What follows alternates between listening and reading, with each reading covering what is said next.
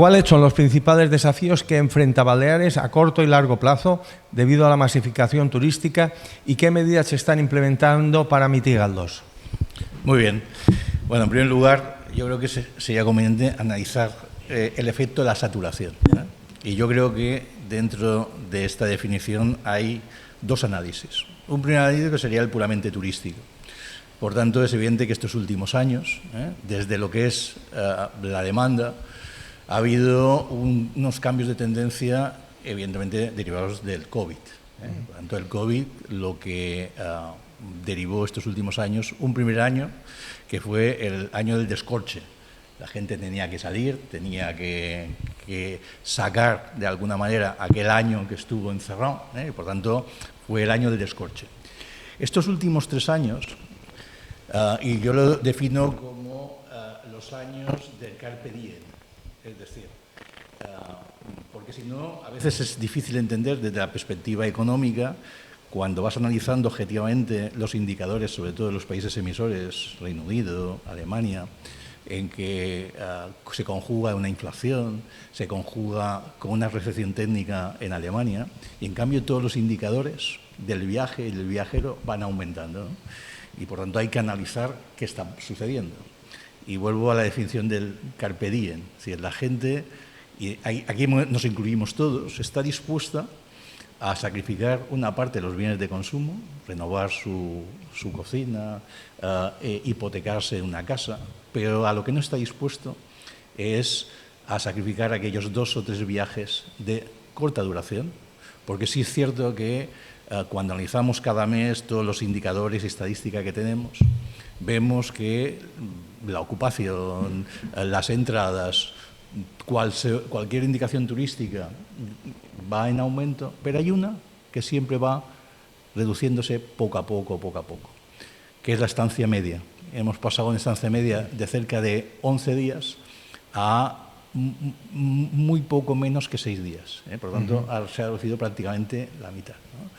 Por tanto, estamos en esta etapa aún, que como todo ciclo, tiene un principio, pero también tiene un final. Por lo tanto, muy posiblemente nos encontremos 2 o 3 años, por razones geopolíticas, por razones económicas, por razones cíclicas, en que vamos a ver también, en este caso, una bajada, porque es así, ¿no?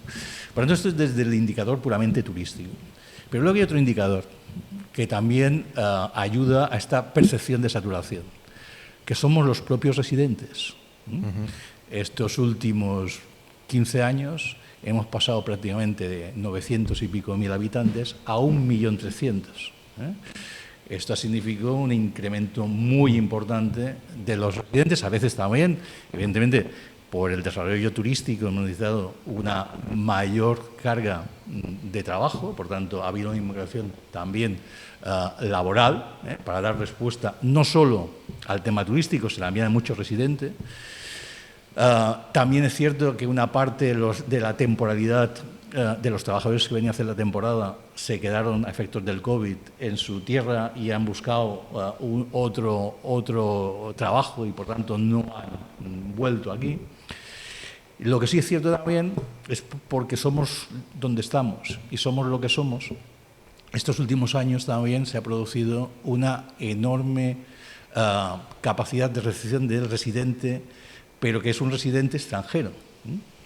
Estamos en Europa y, por tanto, hay libertad de movimiento y este atractivo hace que una población bastante envejecida en Europa, con bastante poder adquisitivo, se haya planteado estos últimos años buscar un destino y este destino ha sido aquí. Por tanto, yo siempre he cuestionado que dentro de este 1.300.000 que somos, hay un porcentaje, además de, yo calculo que entre 80 y 100.000, que son los semi-residentes, aquellos ciudadanos europeos que van y vienen. Claro, si a todo esto le sumas que estos últimos años no ha habido un solo incremento en infraestructuras, carreteras básicamente, que es donde la gente se encuentra muchas veces, esta saturación lógica, pues hace que esta sensación de exceso, tanto para la parte turística, pero por la parte también residencial, sin complementarlo con infraestructuras, estemos en esta sensación un poco de saturación. Bien. ¿Cuáles son actualmente los principales países emisores de turistas hacia Baleares y cuál es el perfil típico de estos turistas? ¿Está emergiendo nuevos mercados? ¿Cuáles? Bueno, sin duda estamos manteniendo e incluso consolidando, más allá de los datos generales históricos, los dos grandes mercados, el mercado alemán como el mercado principal, y hay que decir que estos últimos años hay un crecimiento del mercado británico, que en su momento con todo el Brexit se cuestionó qué podía pasar, y los datos y referencias es que evidentemente van incrementándose el mercado británico. Y estos últimos años, además de la consolidación, en este caso, sobre todo el mercado nórdico, el sueco, noruego y tal, que además es un mercado que se convierte rápidamente en lo que antes mencionaba como el residente o semi-residente. Sí, también es cierto que estos últimos años ha habido, sobre todo por tema de conectividad, un aumento importante con el mercado francés. Sobre todo en Menorca y una parte de Mallorca ha habido un aumento significativo del mercado francés. Y por otra parte, empezamos también a notar y a percibir una serie de mercados que eran lejanos y que poco a poco también se van consolidando. Aquí es la conexión, porque esto siempre va vinculado con la conectividad directa con Estados Unidos a través del vuelo con Nueva York. Estamos negociando en estos momentos la posibilidad también de una conexión directa vía Dubái o Qatar para poder acceder a todo el mercado asiático. Es un tipo de mercado que además, por poder adquisitivo, porque además generalmente es fuera de temporada alta, por tanto, todo ello hace que tengamos que dirigir un poco los esfuerzos a estos nuevos mercados. Perfecto. ¿Qué estrategias está adoptando el Gobierno para diversificar la oferta turística y atraer un perfil más variado, más allá del turismo de sol y playa? Bueno, de hecho, el propio nombre de la Consellería es una apuesta política decidida hacia eso. La Consellería no solo es de turismo, cultura y deportes, que es la trilogía que queremos como potenciar un destino alternativo o complementario, yo siempre hablo de complementario al sol y playa. Por tanto, todas las acciones que vamos desarrollando van justamente en esto, desde la propia promoción. De hecho, como sabéis, la Consellería de Turismo básicamente tiene en estos momentos solo tres grandes competencias: una, la legislativa; otra, la de formación a través de las escuelas de hostelería; y una tercera a través de la Agencia de Turismo de las Islas Baleares, en que en la parte de promoción simplemente tenemos competencia en las tres grandes ferias internacionales, pero sí que hacemos y promocionamos toda una serie de actividades vinculadas a la promoción a través del deporte, con grandes acontecimientos deportivos, y sobre todo también culturales, y todos ellos sobre todo que se realicen fuera de temporada.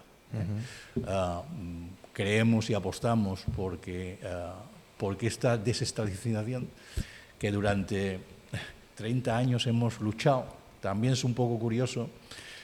Nosotros, que ya tenemos una cierta edad y experiencia, porque yo es la cuarta vez que estoy en esta casa, y el otro día que estábamos hablando con parte del sector turístico, recordando hace 30 y pico de años aquellas apuestas que hacíamos a través de la mejora de la conectividad, a través de la apuesta, por ejemplo, con Air Berlin en su momento, para intentar promocionar Mallorca fuera de temporada.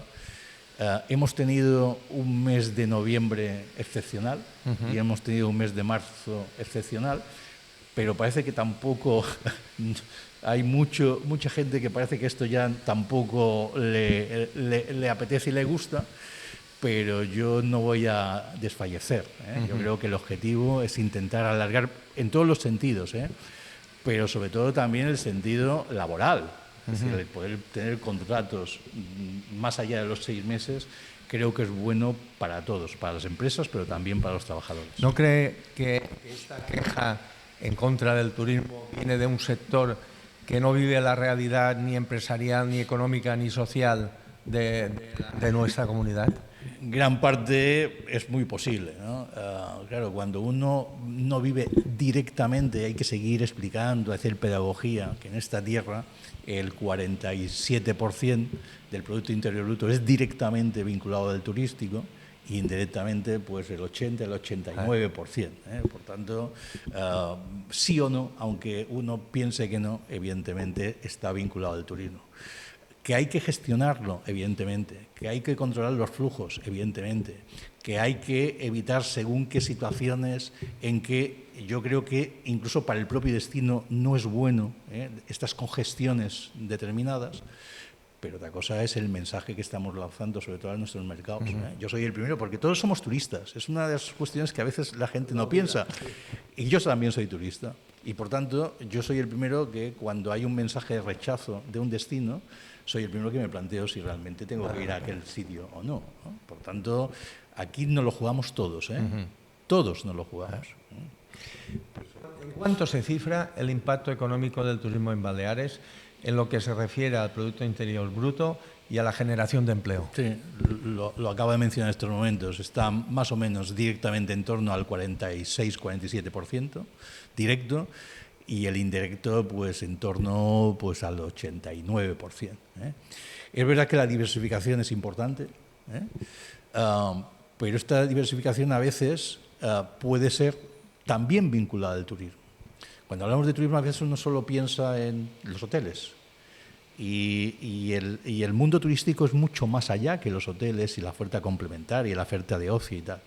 Por ejemplo, en estos momentos, igual que la parte hotelera hizo una internalización de sus empresas, en estos momentos tenemos muchas empresas vinculadas a la tecnología turística que están haciendo el mismo trabajo internacional y se están situando a nivel mundial como focos de empleo, con grandes capacidades, en este caso laborales, vinculadas a la tecnología, pero que también están trabajando dentro del mundo de eso. Yo siempre he defendido, y siempre, que nosotros somos una industria. A veces es complicado que la gente lo entienda, pero es que nosotros somos una industria. Y, por tanto, con la industria, evidentemente, cualquier industria tiene efectos negativos, pero nadie tira piedras sobre su propio tejado. Y yo creo que en cosas que el sistema industrial ya lleva casi que centenares de años trabajándolo, nosotros también tenemos que copiar. Por lo tanto, hay dos elementos que para mí es fundamental de la industria que tenemos que copiar, que ya hizo en su momento la industria. Uno, la reconversión. Nosotros necesitamos hacer políticas de reconversión turística, sobre todo en destinos maduros, que necesitan en estos momentos volver a reposicionarse en la mejora de la calidad, no solo privada, porque yo creo que la parte privada ha hecho muchos esfuerzos de mejora, de establecimientos, de oferta complementaria, de ocio, pero que la parte pública tiene que ir al mismo paso, si no. Y a lo que me preguntaba sobre el tema de la reposición laboral, pues yo creo que todos los indicadores de sus últimos meses hacen que seamos un incremento más allá, casi de las 2 cifras de incremento laboral. Pero, como decía antes, sobre todo lo que nuestra política, en este caso, y en la mano de patronal y sindicatos y los agentes sociales, es intentar alargar la temporada, porque esto también facilita que los contratos sean mucho más sólidos, y esto es un poco el objetivo y el camino. ¿Qué mejoras en infraestructuras y servicios se están llevando a cabo para soportar el gran número de turistas que visitan las islas actualmente? Y en cuanto a los problemas de saturación de las carreteras. A ver, como decía también en una anterior pregunta, estos últimos años hemos tenido este incremento tanto en el residente como el turista, pero que ha venido acompañado de prácticamente ninguna nueva infraestructura, ¿no? Por lo tanto, tenemos que hacer una apuesta muy importante en mejorar, sobre todo aspectos que para nosotros y para la población en general y para el turista también es fundamental. Por tanto, todo lo que es el ciclo del agua también es fundamental, aparte de todo el tema de movilidad, ¿no? ¿Qué hemos hecho desde la Consellería de Turismo? Lo primero que hemos hecho es intentar activar recursos económicos. Nos encontramos hace 10 meses, no más de 10 meses, cuando llegamos a la Consellería, que teníamos paralizados cerca de 100 millones de euros en fondos europeos, que estábamos con riesgo de tener que devolver el dinero más intereses. Entonces, lo primero que hicimos es activar todos los recursos personales, humanos y técnicos que teníamos para poner en convocatoria y, por tanto, sacar este dinero en circulación. Por tanto, activamos toda una serie de convocatorias, camas elevables, eficiencia energética para el sector privado. Una de las grandes quejas que ha habido estos años es que los fondos europeos han tenido muy poca percepción al empresario, porque al final todo ha acabado en la parte pública. Por tanto, hemos tenido como objetivo fundamental en aquellos recursos que hemos podido dedicarlos a las empresas privadas a través de las convocatorias pertinentes. Y luego sí que lo hemos hecho porque también creemos que aquello de que el turismo tiene que llegar a todos lados, que a veces es una crítica también de que el turismo solo al final acaba en unos cuantos. Por tanto, lo que hemos hecho también es sacar una convocatoria para entidades locales, para todos los ayuntamientos, de 68 millones de euros, que ahora vamos a incrementar en 20 millones más. Por tanto, aquellos famosos 100 millones, ya 80 los hemos activado para lo que eran 5 grandes objetivos que teníamos, que era todo lo que era el ciclo del agua y la mejora y destinación de nuestros destinos, que no solo son los turísticos, sino todas las poblaciones. Por tanto, prácticamente, o la gran mayoría de entidades locales han podido participar.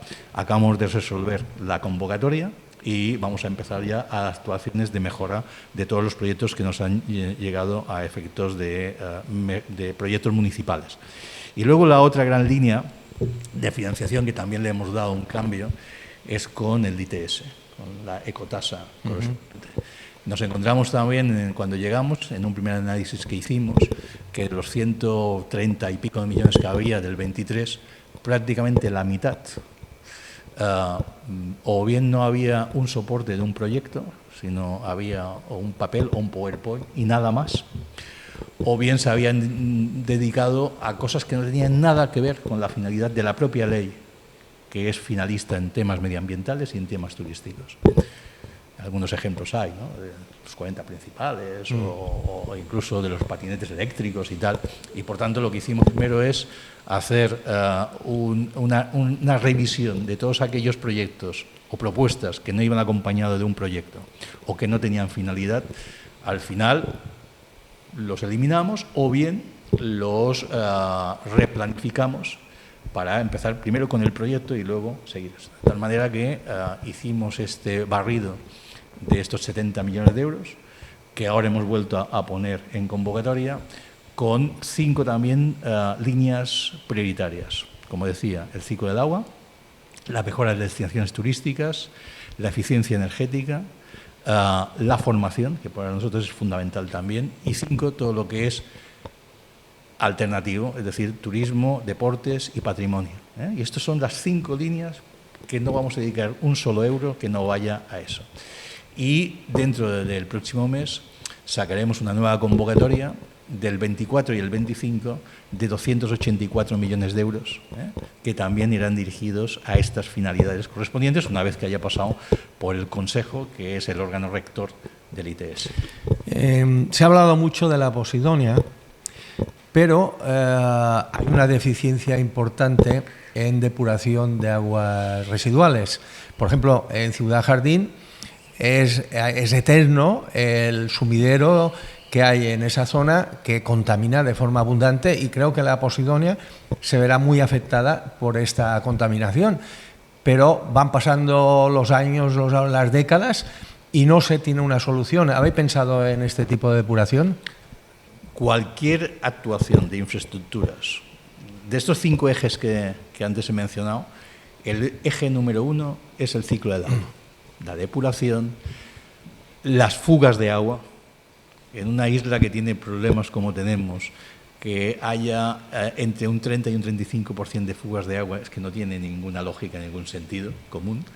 Por tanto, va a ser el objetivo fundamental. De hecho, hay una consellera nueva, que es la consellera del mar, que uno de sus objetivos fundamentales justamente es este.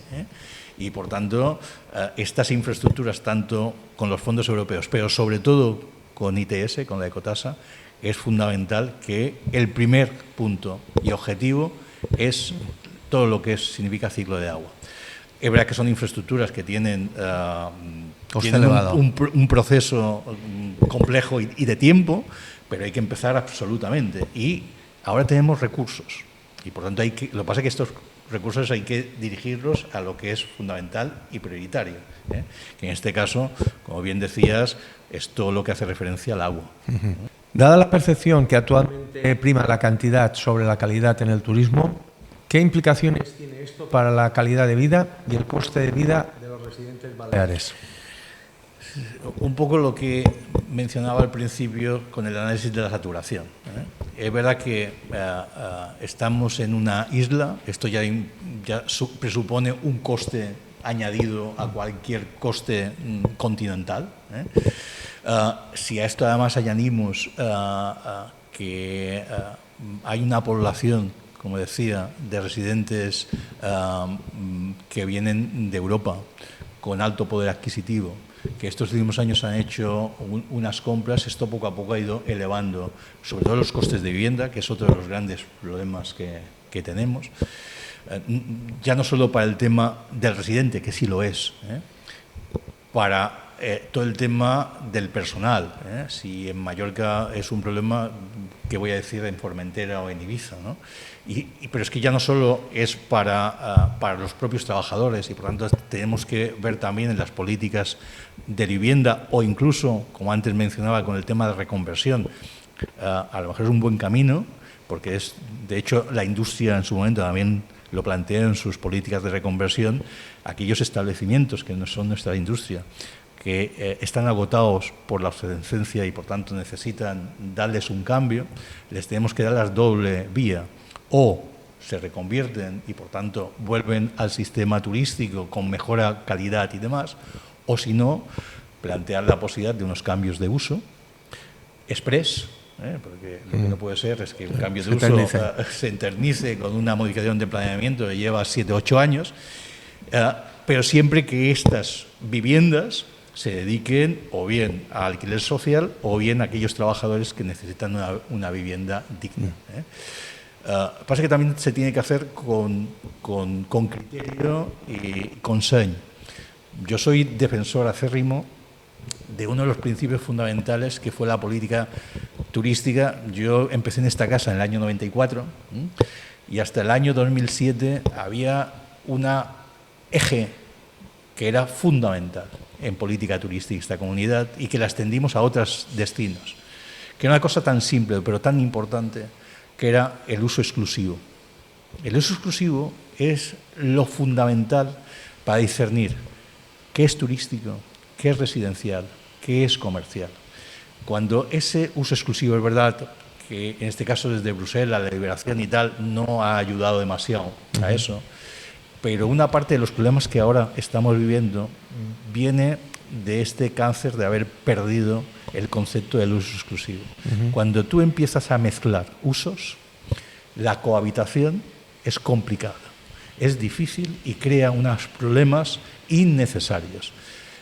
Y más allá de que cuando en una zona tú tienes turismo y tienes residentes, a veces es muy complicado esta cohabitación. Bueno, hay un ejemplo muy fácil.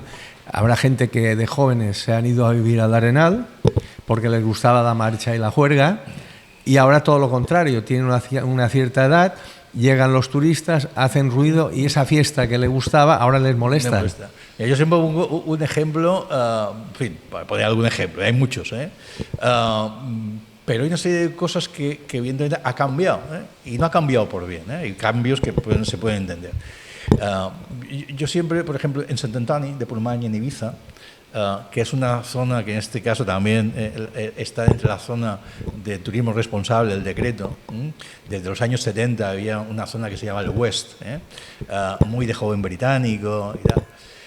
Y yo siempre al alcalde el otro día le comentaba qué diferencia hay entre Sant Antoni y Playa d'Embossa, porque al final el ocio es el mismo, incluso algún exceso también es el mismo, pero la gran diferencia es una: en Playa d'Embossa no hay residentes, y en cambio dentro de Sant Antoni y el pueblo hay residentes. Por tanto, esto yo creo que ha sido uno de los grandes problemas de estos últimos 15 años, que ha derivado en estos problemas cuando hemos ido mezclando estos usos. Cuando en aquel tiempo además teníamos un POT, que es el Plan de Ordenación de la Oferta Turística, que esto era el principio básico. Tiene en las planificaciones urbanísticas tiene que tener totalmente separado los usos turísticos a los residenciales, porque si no derivan muchos problemas. ¿Habéis pensado en crear una zonificación turística en el sentido que esas zonas turísticas tengan unos horarios distintos los comercios, que por ejemplo el nivel de ruido o de música o de lo que fuere sea más alto, porque evidentemente tenemos unos visitantes que vienen a divertirse, a pasárselo bien, si no se irán a otro sitio que les den esa diversión? Entonces, zonificar las islas para que en esas zonas turísticas haya unas condiciones para que las empresas puedan trabajar más cómodamente. Pero el problema es que esto se tenía que haber hecho. Yo siempre he dicho, en política turística, lo más importante, acabamos de firmar un convenio con la República Dominicana, estuve haciendo unas conferencias, y claro, todos estos países, aunque la República Dominicana ya tiene también una cierta experiencia y una cierta historia turística, pero yo siempre he defendido que las nuevas zonas es fundamental la planificación. Si tú planificas y lo haces bien, te evitas muchos problemas. El problema es cuando... A posteriori. Claro, porque cuando es a posteriori ya no es una planificación. Tienes que poner bisturí. Y siempre que metes un bisturí, fas mal qualcú. Sí. Por tanto, a ver, esto es muy importante también, porque yo soy muy municipalista, y también fui alcalde, y por tanto yo respeto mucho las competencias municipales. Por tanto, ahí hay unas ordenanzas municipales que tienen que ser rigurosas y prácticas, ¿no? En aquellas zonas en que, como decía antes, hay esta cohabitación que ha creado problemas, es más que nunca necesario esto que decías, intentar poner unos ciertos... bueno, de hecho, el decreto de turismo responsable que emana del decreto de cesos, que ya se ha aprobado definitivamente, lo que marca en estas zonas, tanto Playa de Palma, en la parte de Llummayor y en la parte de Palma, como en Sant Antoni de Portmany, como en Calviá, en este caso en la zona de Punta Ballena, ahí sí que tenemos en estas zonas, a través del decreto, una serie de condiciones mucho más allá que esa. Por ejemplo, el cierre de los locales de venta de alcohol. Como sabes, en este momento, además, en estas zonas se prohíbe el consumo de alcohol en la calle. Pero todas estas normas, ya sabéis yo que ayuda, un decreto ayuda, pero un decreto no soluciona. Las soluciones pasan por otras cosas.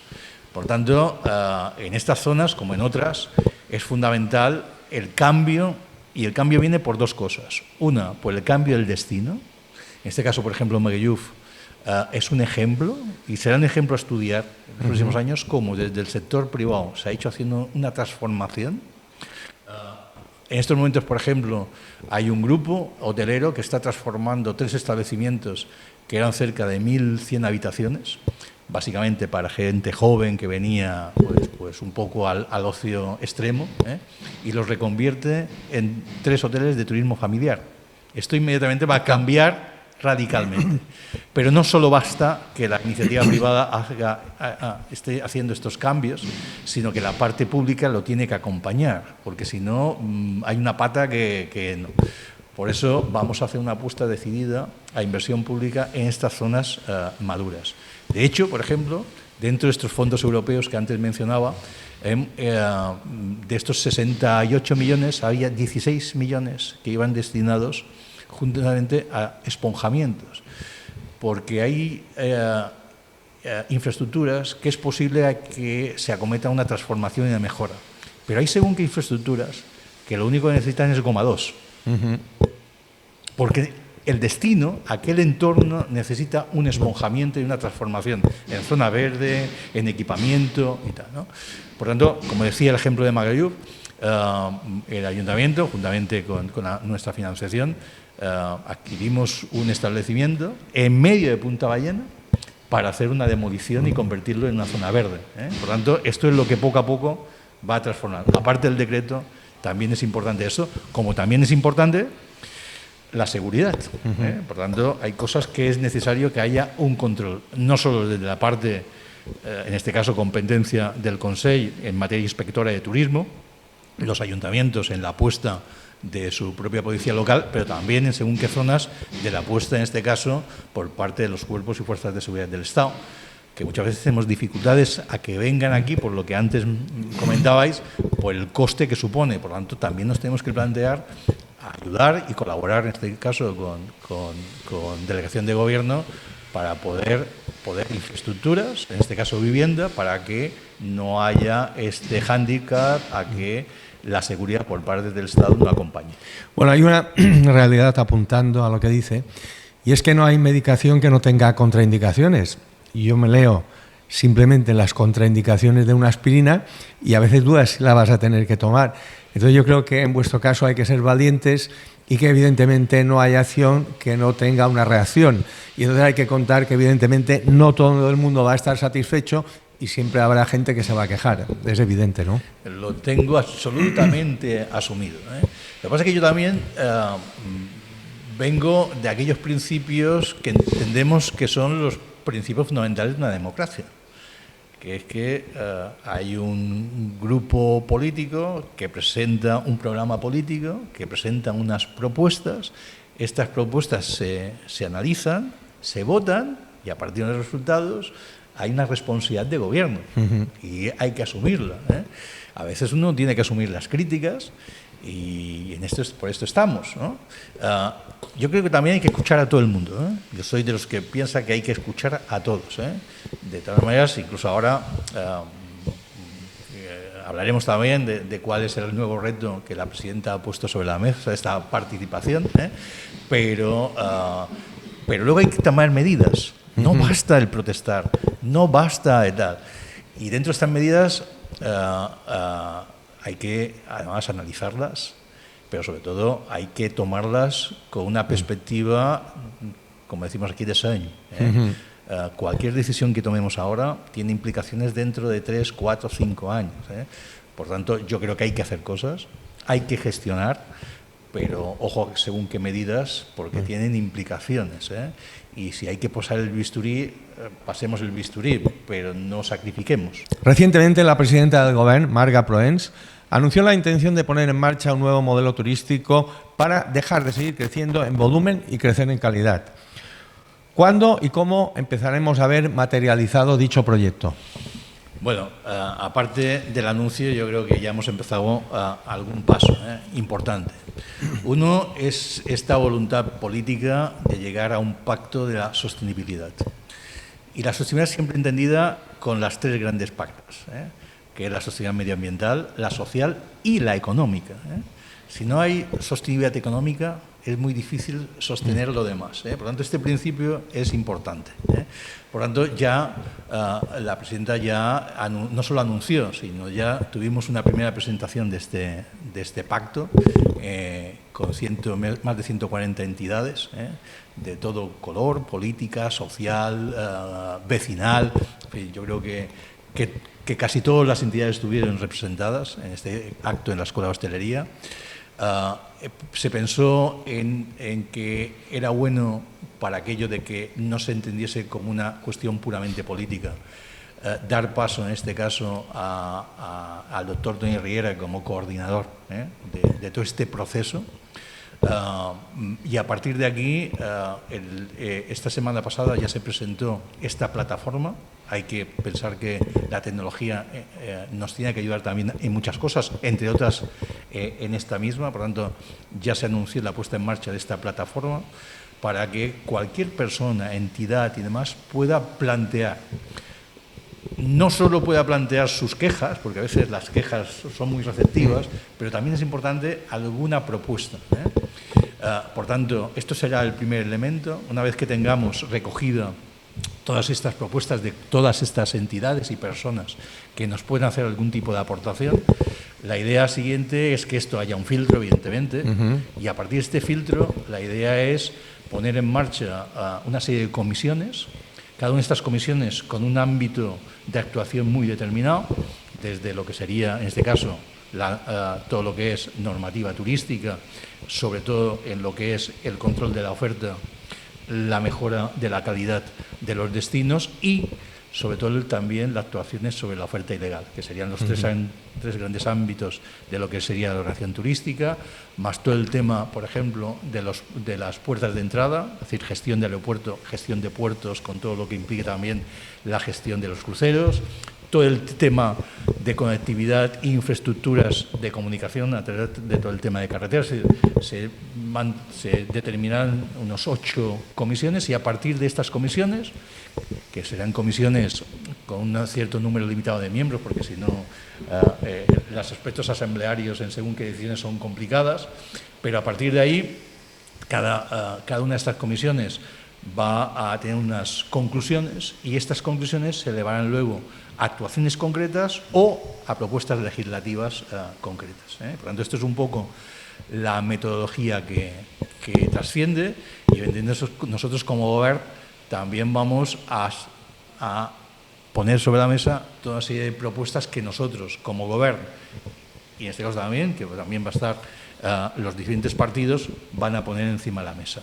Y luego un poco es que entiendo que luego la parte legislativa será el Parlamento, que a través de las medidas legislativas, sean leyes o demás, vale. En cuanto a que hemos tocado techo, comparto absolutamente la idea con la presidenta. De hecho, y esto yo lo repito, fue uno de los primeros análisis que hicimos aquí, sobre todo desde la oferta turística, en qué estábamos. Por tanto, hicimos un análisis de dónde veníamos, dónde estábamos y dónde queríamos ir. Por tanto, de dónde veníamos era importante saber qué habían pasado estos últimos años y, sobre todo, dónde estábamos. En el año 2007, que fue mi última época de responsabilidad política en ordenación turística, dejamos en todas las islas con 340.000 plazas turísticas en todas las tipologías. En estos momentos tenemos legales, estoy hablando de legales, 609.000 plazas legales. Si a esto sumamos la capacidad de los ilegales, por tanto es público y notorio que... Y cuando yo hablo de turísticas, hablo de turísticas, sean hoteleras o sean vacacionales, porque para mí un turista es igual. Un turista es igual el que está en un hotel que está en una vivienda vacacional. Por tanto, tenemos claro,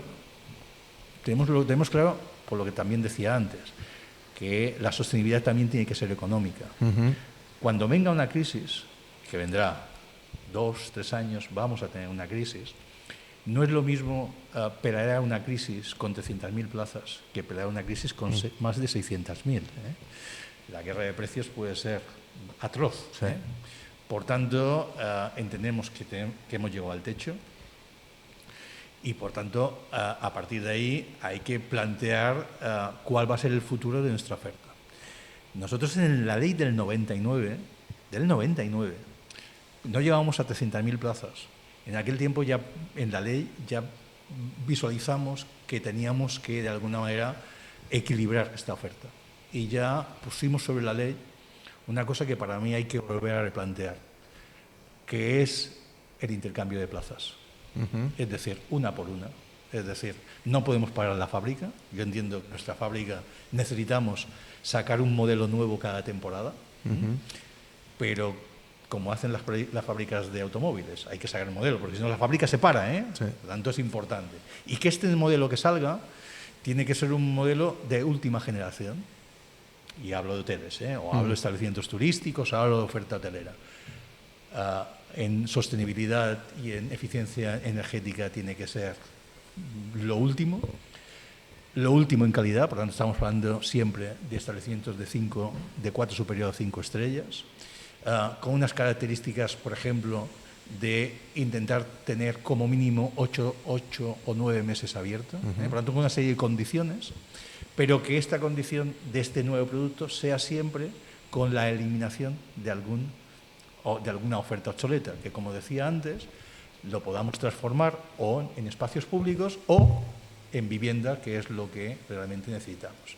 Y esto es un poco una de las propuestas que vamos a poner encima de la mesa, que ya digo, eso es un invento que ya hicimos en el 99 y hay que rescatar. Yo siempre he dicho que en los temas de normativas, y yo también soy mea culpa, los políticos tenemos una cierta preponderancia, que es que cuando llegamos a un sitio queremos hacer normas, pero nunca analizamos las consecuencias de las normas, ¿no? Por lo tanto, unas cosas que tenemos que hacer es ver de nuestra historia legislativa cuáles han sido aquellas cosas que han ido bien, que han funcionado, que han ayudado a la transformación de un destino y perdurar el destino. Por lo tanto, también tenemos que hacer aquellas cosas. Y en esto soy muy poco sectario, ¿eh? Aquellas cosas que sea la izquierda o sea la derecha que lo haya hecho bien y pueda ser bueno, por el interés general hay que aprovecharlo, ¿eh? Por tanto, esto va a ser un puesto en nuestro camino y es un poco lo que la presidenta ha puesto sobre la mesa. Bien, los cruceristas, los cruceros han creado cierta animadversión.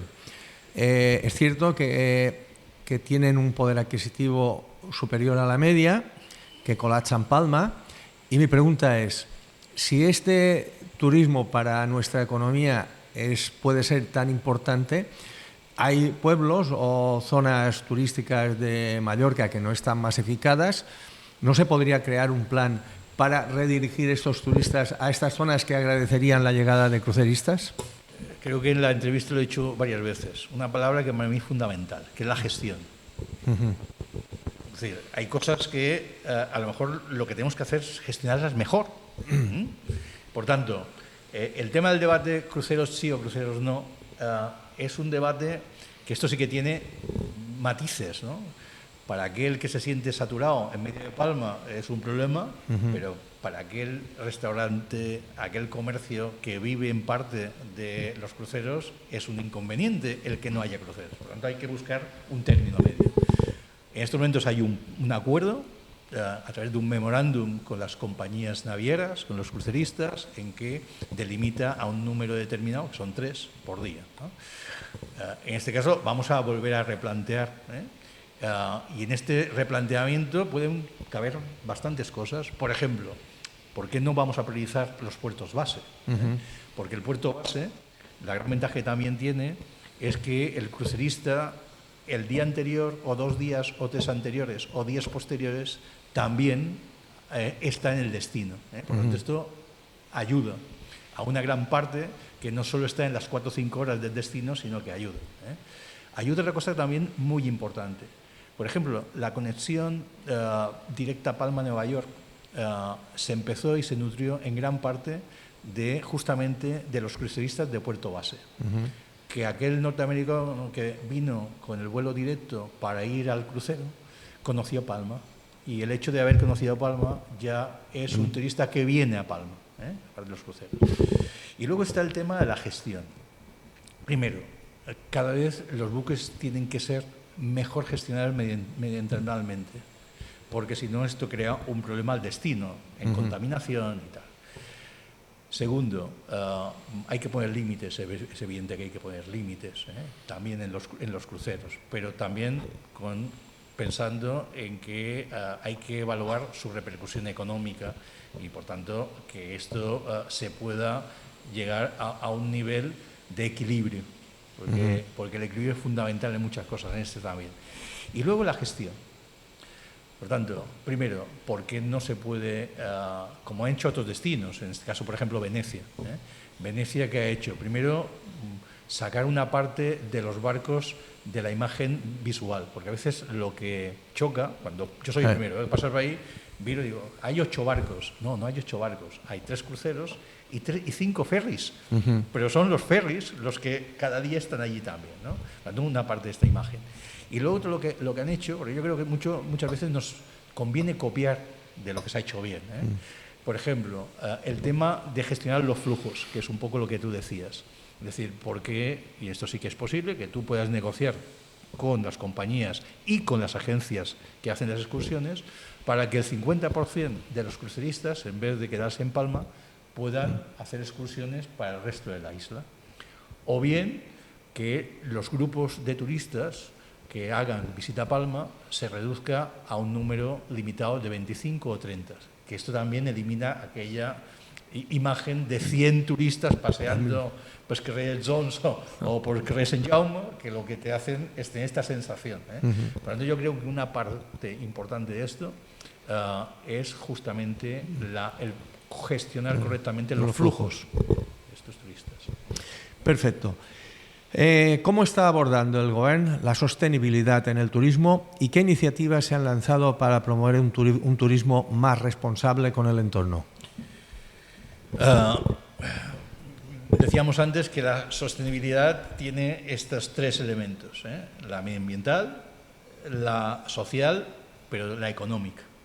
Tanto nosotros entendemos que si no existe esta, es difícil mantener las otras.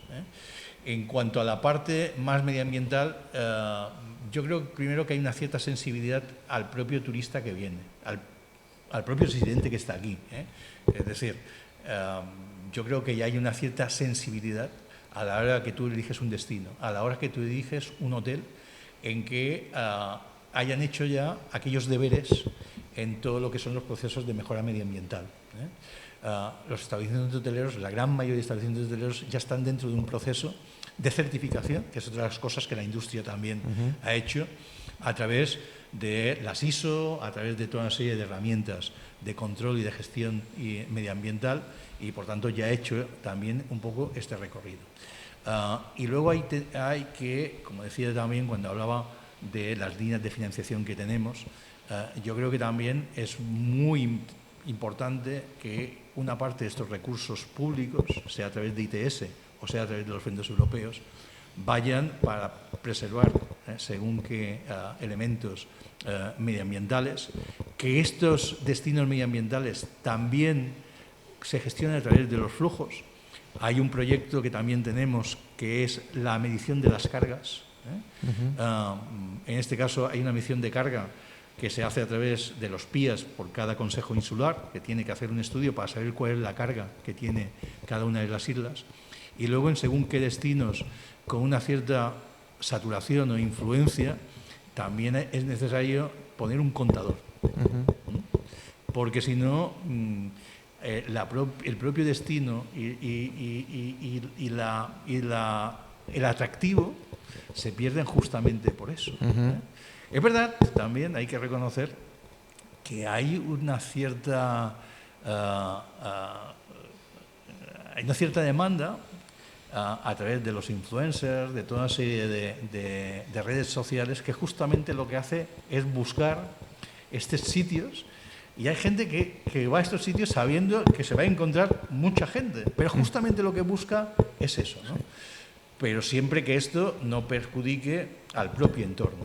Por tanto, hay que limitar según qué accesos, porque el propio entorno se puede sentir acabiado. Por tanto, estoy hablando, por ejemplo, como hay ejemplo, por ejemplo, en Formentor, ahora hay que hacer accesos controlados, hay que hacer accesos algunos limitados, por una parte.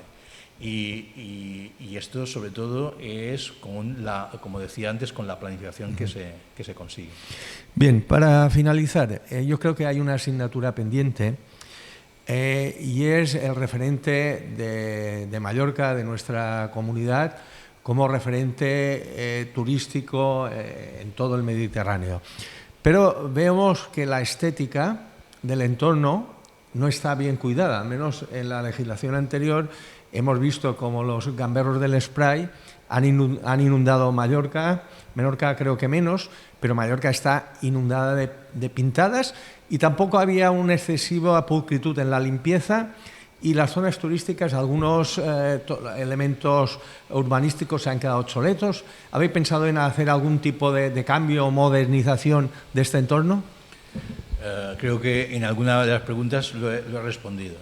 Nosotros vamos a priorizar sobre todo las zonas maduras, porque entendemos que es ahí donde tenemos que hacer verdaderamente los esfuerzos, y siempre además de la mano de los ayuntamientos, porque en este caso, por ejemplo, los grafitis, en este caso además me consta que el alcalde de Palma tiene una guerra casi personal, como buen arquitecto la estética le puede, y por tanto yo sé que en este caso se ha hecho incluso una brigada específica para poder acceder, porque esto no ayuda para nada a la estética.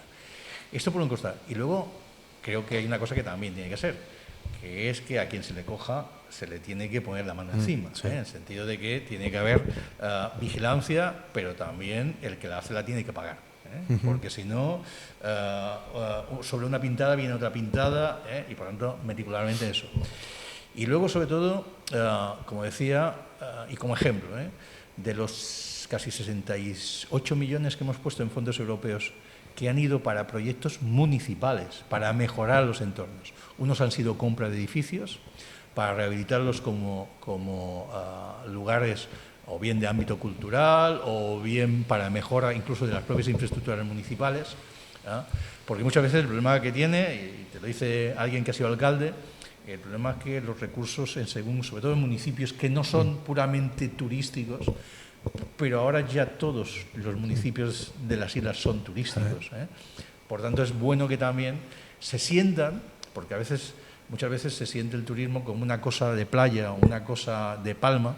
Por tanto, hemos hecho un esfuerzo para que también estas inversiones lleguen hasta el último de los municipios, porque esto también ayuda, primero, a sentirse de que gracias al turismo, porque a veces solo son los efectos negativos, pero gracias al turismo hay muchos pueblos de Mallorca que van a tener inversión, cosa que si no tuviésemos turismo no tendríamos inversión.